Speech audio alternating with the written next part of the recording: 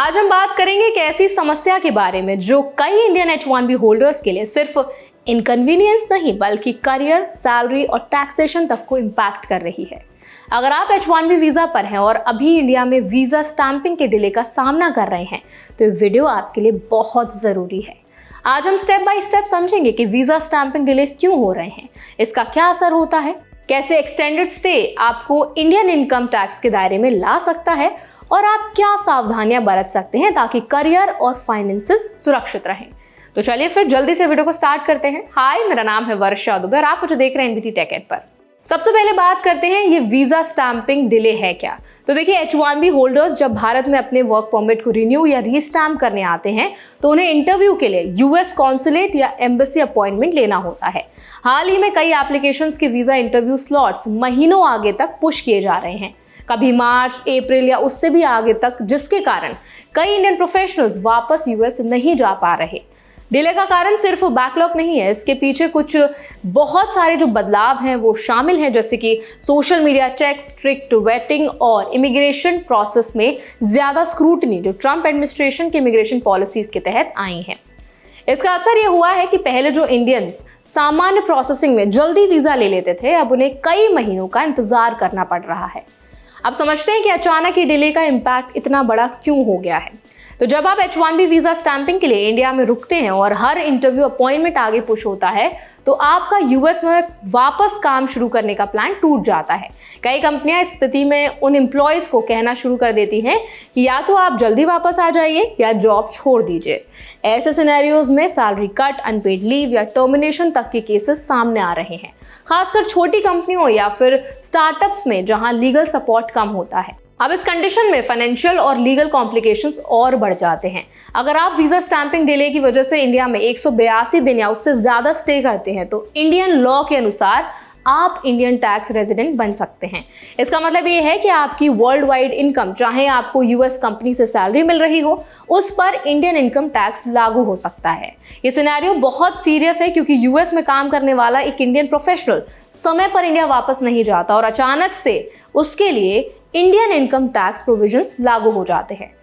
Tax residency status में enter होने का मतलब ये है कि आपको इंडियन टैक्स रिटर्न फाइल करने होंगे और आपकी ग्लोबल इनकम को इंडिया में रिपोर्ट करना पड़ सकता है।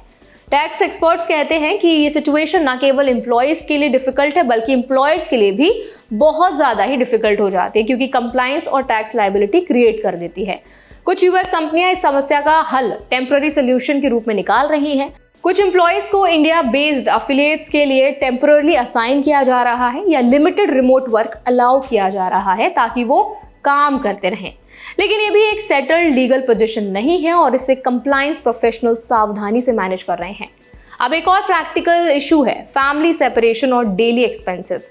कई प्रोफेशनल्स के केसेस में प्राइमरी अर्नर इंडिया में फंसा हुआ है जबकि स्पाउस और चिल्ड्रन यूएस में है। ऐसे में फैमिली स्प्लिट हो जाता है और दोनों तरफ के खर्च, यूएस का रेंट, यूटिलिटीज और इंडिया के खर्च दोनों मीट करना मुश्किल हो जाता है। कई छोटे एम्प्लॉयज लीगल इंफ्रास्ट्रक्चर ना होने की वजह से एम्प्लॉयज को रिजाइन करने या अनपेड लीव पर जाने का अल्टीमेटम दे रहे हैं क्योंकि रिमोट वर्क कंप्लायंस और टैक्सेशन कॉम्प्लेक्सिटीज को हैंडल नहीं कर पा रहे।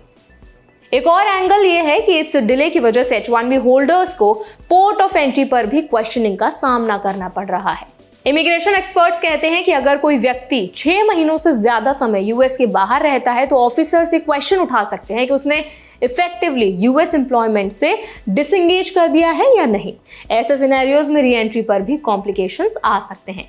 तो इंडियन प्रोफेशनल्स इस सिचुएशन में क्या कर सकते हैं? सबसे पहले, अगर आपको स्टैंपिंग या इंटरव्यू डिले हो रहा है तो लीगल एडवाइस और टैक्स प्लानिंग दोनों पर काम करें।